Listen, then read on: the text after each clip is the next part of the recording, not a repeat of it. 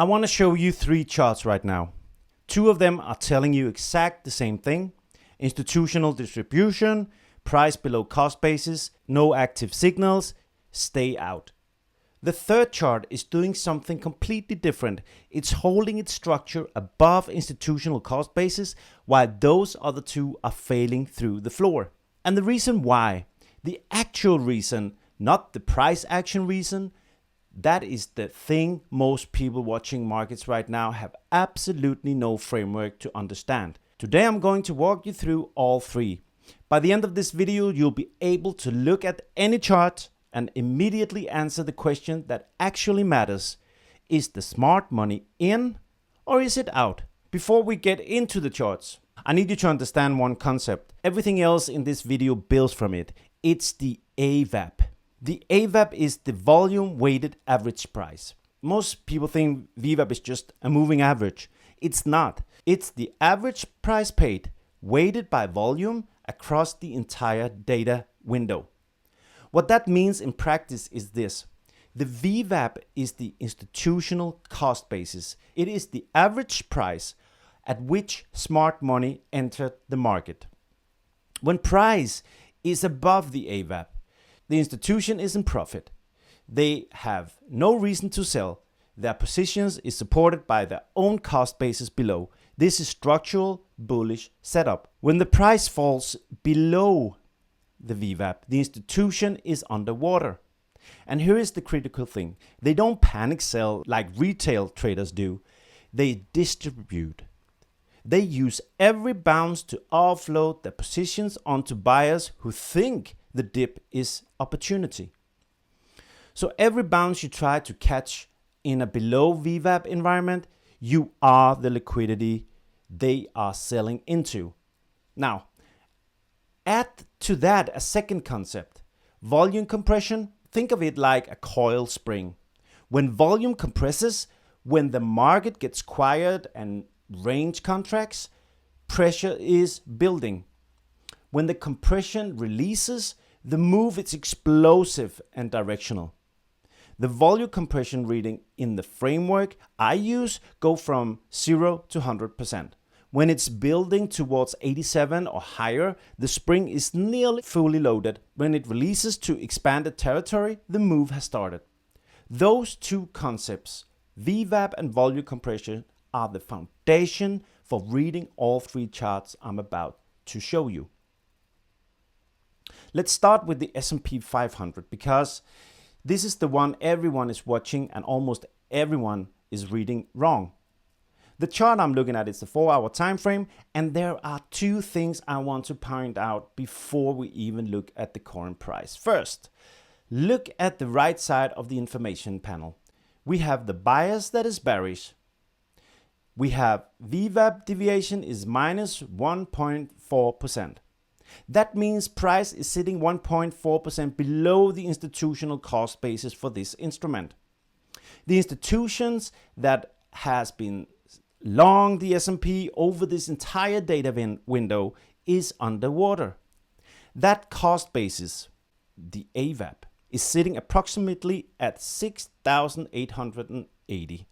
Current price is 772. Every time SPX bounces back towards the 6,880, you are looking at a distribution zone. Second, look at the Confluence Score. It reads -1. 0 filters. That is the framework telling you there is no active signal in either direction at current levels. The system has not confirmed the trade. You are in no man's land right now. Now I want you to show you something on the chart itself. Early in this cycle, around mid-February, you can see a cluster of long signals printed.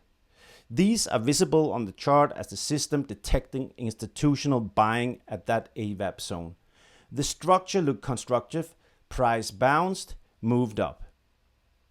Then at the top of the move, bearish signals appeared. For example, this S24 is a bearish confluence signal at premium VWAP territory. 4 factors aligning short at an extended VWAP deviation. That was the read. Price had run too far above cost basis. Institutions were positioned to distribute. From that point, the S&P dropped into what is now the purple demand zone on the chart, the area around 6,575, 6,700. This zone is significant because it represents a pocket of prior high volume activity. Strong deviation signals are now beginning to print here, meaning there is evidence that some institutional buying is occurring at these lows. But here is the key. Strong deviations at the low is not a buy signal. It is an evidence of accumulation beginning. The framework requires more before I act. The Confluence Score needs to flip to positive. The volume compression needs to start compressing again. And most critically, the stability reading, currently 0 out of 2. It needs to start printing as well.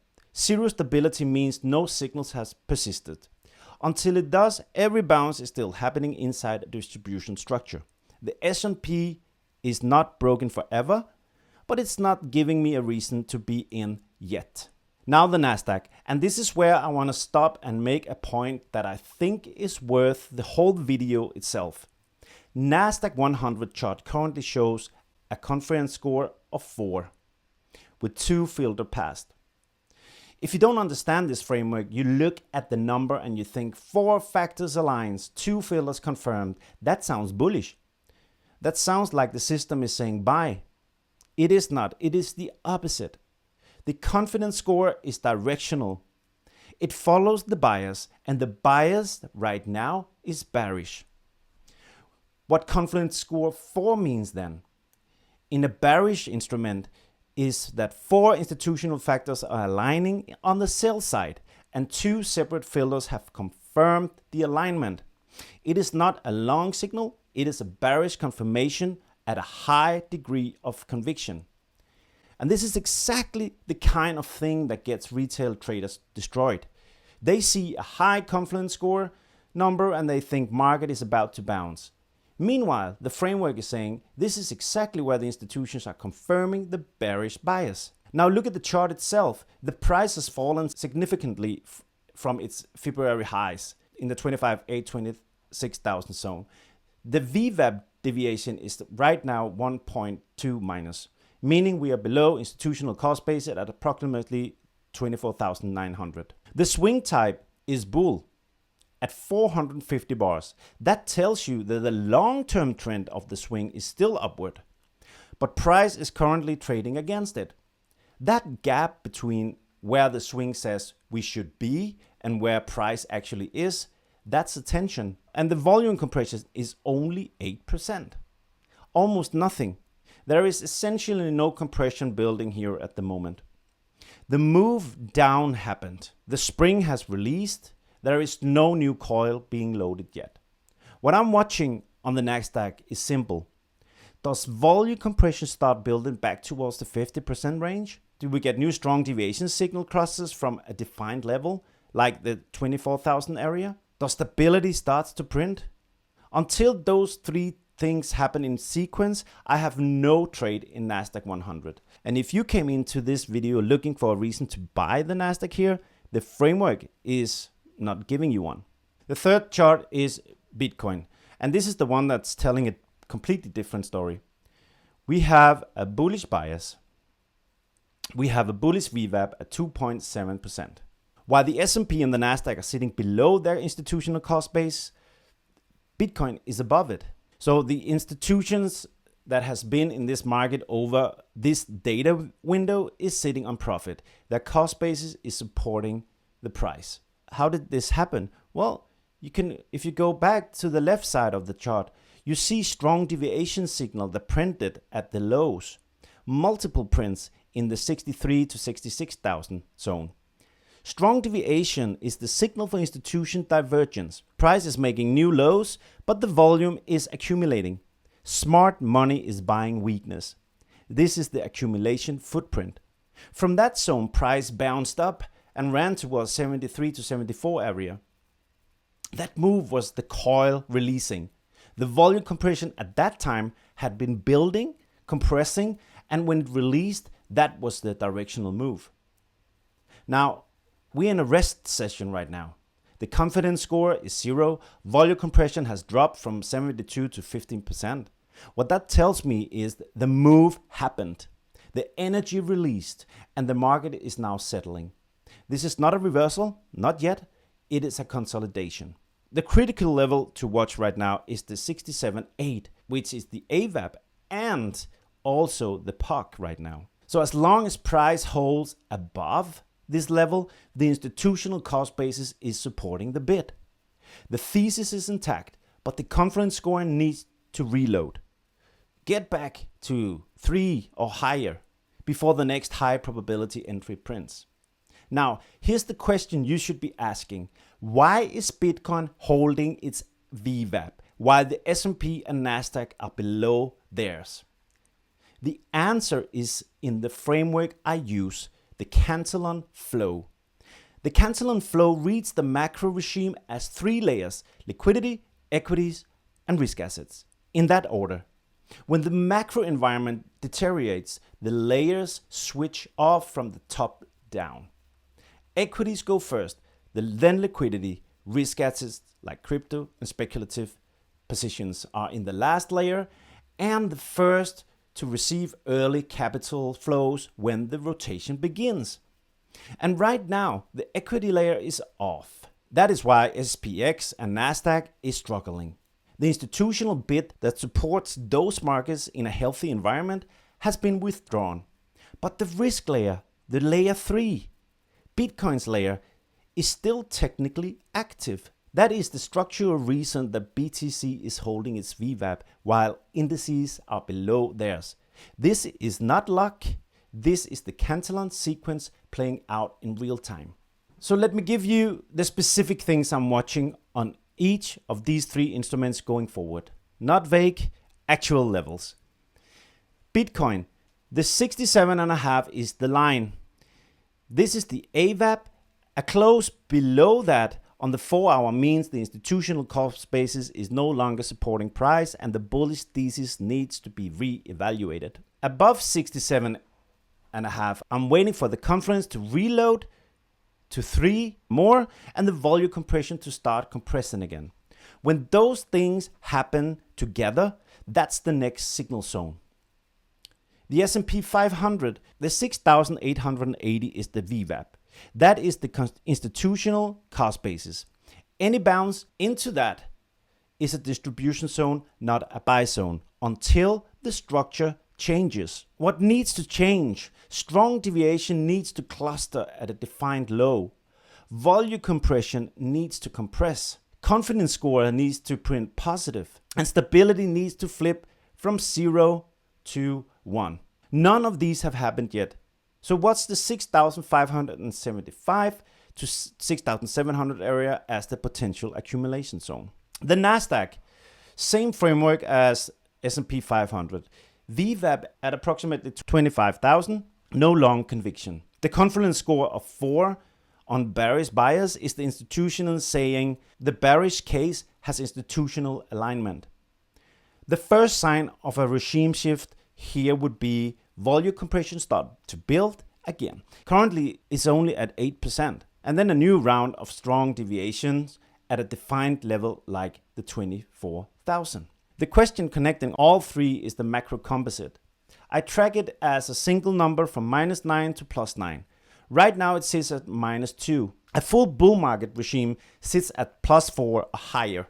The transition from where we are to where equities become tradable long requires that composite to move. The driver of that move is the stability readings. When S&P and the Nasdaq starts printing a 1 out of 2, then a 2 out of 2 stability, the composite improves and the regime can shift. That's the sequence.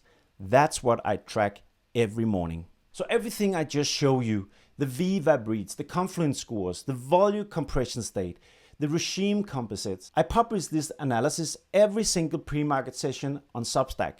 The link is in the description. The Elite Daily Briefs go before the market opens.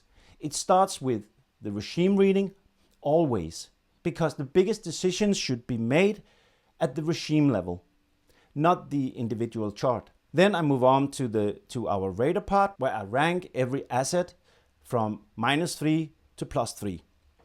The individual deep dives in the instruments with active setups, specific AVAP levels, signal zones, volume compression state, and what I am watching is in the brief. It's not a trade alert service. I'm not telling you to press buy or sell. What I'm giving you is the institutional read. I'm giving you the volume structure analysis that tells you which environment you are in, which instrument has Confluence, and what the high probability framework says to watch for. And this terminal that you saw on my chart is available for paid members. I also have a live dashboard that shows the regime composite, the engine scores, and instrument reads updated daily. The link is in the description.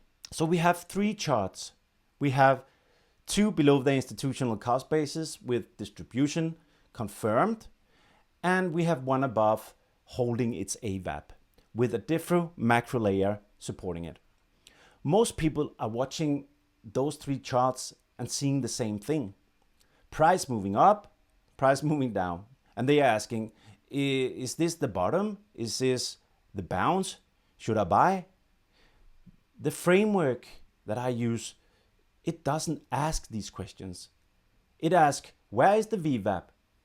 What is the volume compression? What does the Confluence Score say about institutional alignment? And what level of the macro regime is supporting this instrument? When all of those answers align, this is when you act. Right now, S&P 500 and Nasdaq, they don't align. On BTC, the structure is holding right now, but the signal rests. I'll be watching these 3 every morning, and I'll be publishing the full read before the market opens in my Substack. Hit the like button, subscribe to this channel, and trade safe. Bye bye.